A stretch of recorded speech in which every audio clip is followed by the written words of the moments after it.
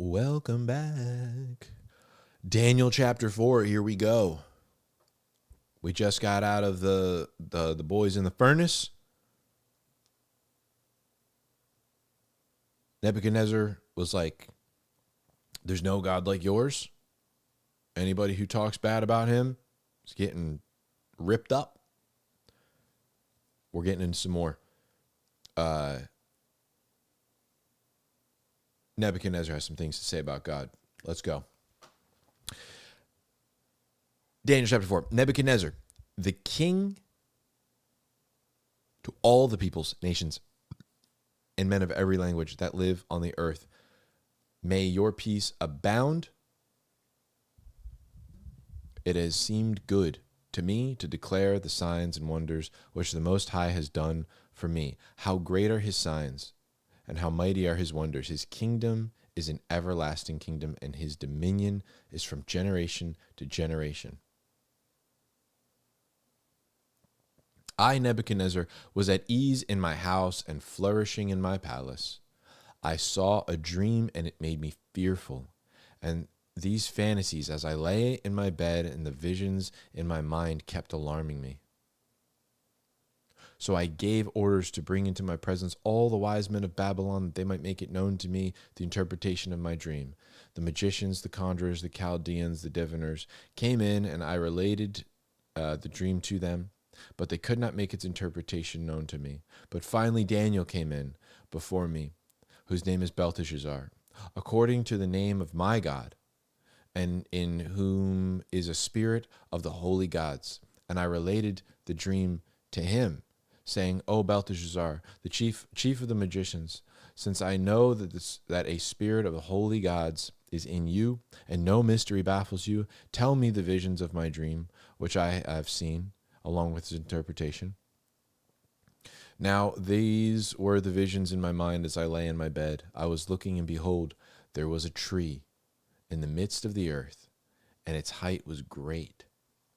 The tree grew large and became strong, and its height reached to the sky, and it was visible to the end of the whole earth. Its foliage was beautiful, and its fruit was abundant, and in it was food for all. And the beasts of the field found shade under it, and the birds of the sky dwelt in its branches, and all living creatures fed themselves from it. I was looking in the vision in my mind as I lay on my bed, and behold, an angelic watcher, a holy one, descended from heaven. He shouted out and spoke as follows: Chop down the tree and cut off its branches, strip off its foliage and scatter its fruit. Let the beasts flee from under it, and the birds from its branches. Yet leave the stump with its root in the ground, but with a band of iron and bronze around it, in the grass of the new field, and let him be drenched with the dew of heaven, and let him share with the beasts of the grass. Let his mind be changed from that of a man, and let a beast's mind be given to him. And let 7 periods of time pass over him.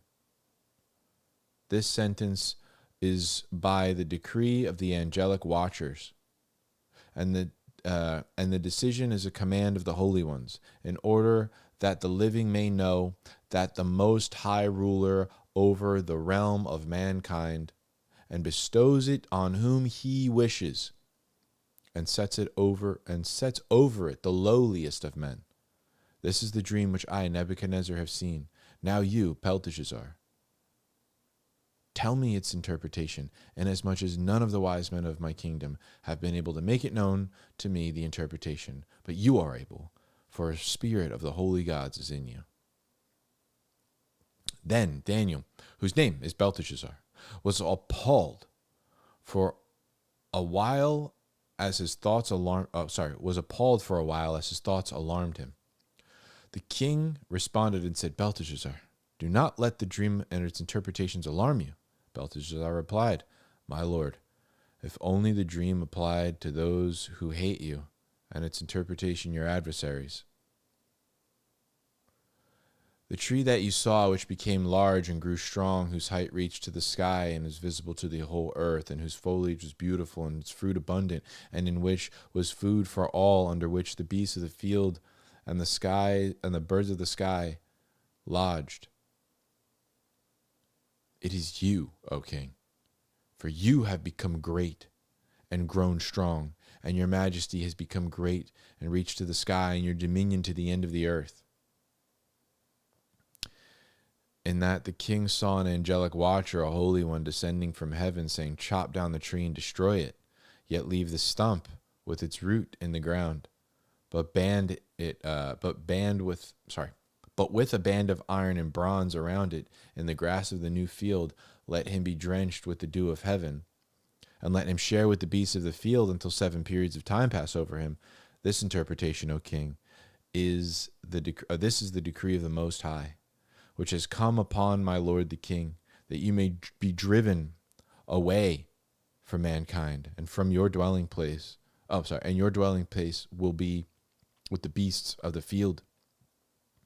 And you be given grass to eat like cattle, and be drenched with the dew of heaven.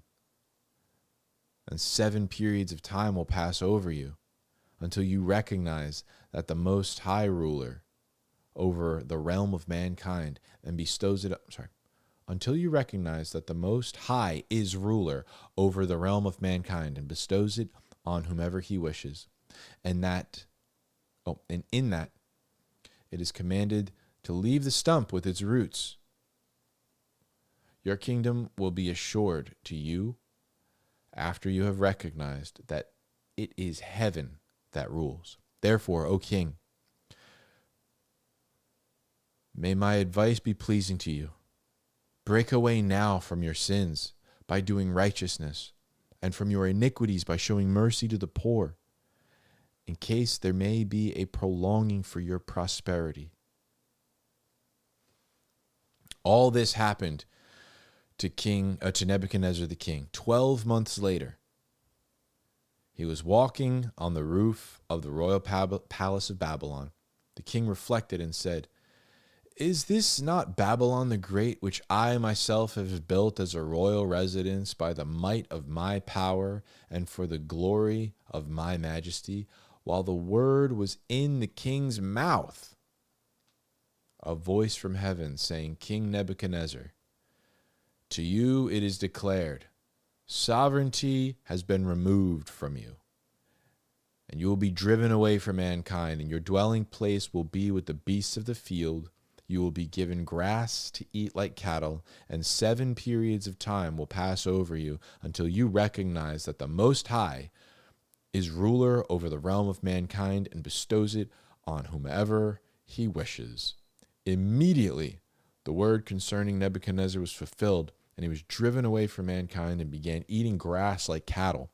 And his body was drenched with the dew of heaven until his hair had grown like eagle's feathers, and his nails like bird's claws. But at the end of the period, I, Nebuchadnezzar, raised my eyes toward heaven, and my reason returned to me.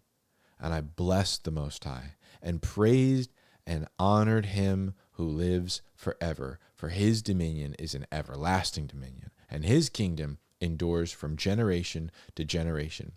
All the inhabitants of the earth are accounted as nothing, but he does according to his will in the host of heaven and among the inhabitants of the earth, and no one can ward off his hand or say to him, "What have you done?"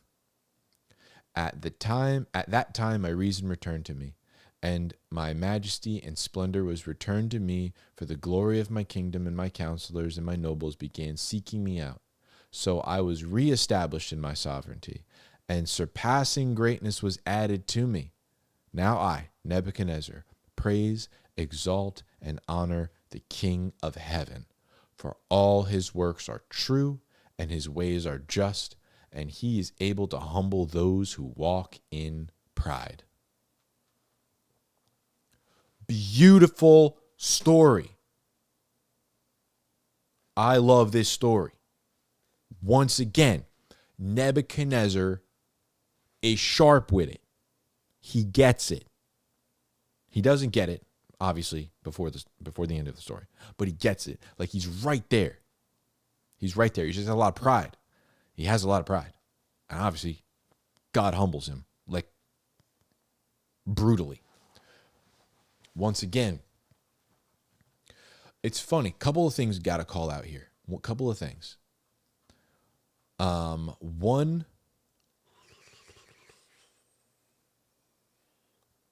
it is interesting that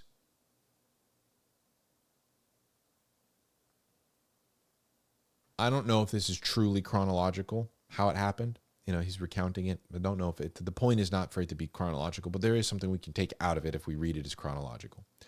That he calls in all these other guys. Even though Daniel was the guy that got it right the first time, he calls in all the other guys first, and then Daniel. Don't we do this? Don't we do this all the time? God delivers us over and over and over again. God is the one.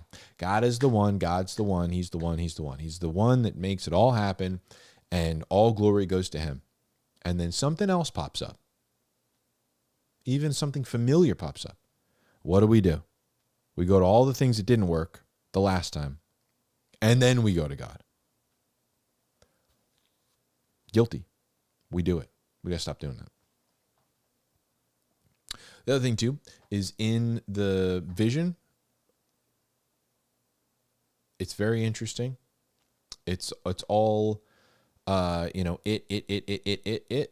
the tree, and then it switches right after it talks about the band of iron right here in 15. And let him be drenched in the dew of heaven. I always found that very interesting, that, like, we're going through, and it's talking about the tree, it's talking about the tree, it's talking about the tree, it's talking about the tree, and it's referring to it as it, and then it's referring to it as him. And it's like, that's a dead giveaway. I'm no dream interpreter, but interesting. I like that little tidbit. And then, basically, he gets a year. The Lord is patient, and he gives you the opportunity. He always gives an opportunity to repent. But if you don't take it, he has a heavy hand. And even Nebuchadnezzar says, who can ward off his hand? Who can stave his hand? No one. All get a time to repent. They all get a time to yield. Pharaoh had a time to yield. Cain was even given a warning ahead of time. God personally said to him, sin is knocking at the door. Its desire is to overtake you. Don't do this. Nineveh. Jonah goes to Nineveh. They're given a time to repent. The Amalekites, they're given like 100-something years, maybe even more, to get their act right from when they attacked Israel in the desert, and then Saul, the first king, has to go and wipe them out. They're given a ton of time to repent. Nebuchadnezzar's got exactly a year, 12 months. And then he gets turned into a goat man for 7 years. Or however many. 49 years, who knows. But at the end, man, what a great exaltation of our Lord. And then restored, and then just like we read in Job, right? After everything gets sorted out with Job, and he gets put in his place, and then it's like, not only are you back, but we're going to add something to it. And Nebuchadnezzar, same deal. Gets back and then adds to it. And that's beautiful. We never root for the destruction. We don't. We rejoice in the repentance of the wicked. That's what we do. We don't be like, oh, I wish he got, really smashed. And I wish God didn't take him in. I wish he didn't repent. We nothing like that. As, awful and I'm sure brutal as Nebuchadnezzar's reign was, obviously you're not conquering the known world and with being chill. So dude was a savage, I'm sure, right? I mean, obviously his default decree is to rip you limb from limb and destroy your house. I'm sure with your family still inside. So, dude was brutal. But glory to God that he could humble such a powerful ruler and bring him to repentance, bring him into worshiping him. It's a beautiful story. That's it. That's chapter 4. We'll get into chapter 5 next time. Thanks for watching. Read your Bible.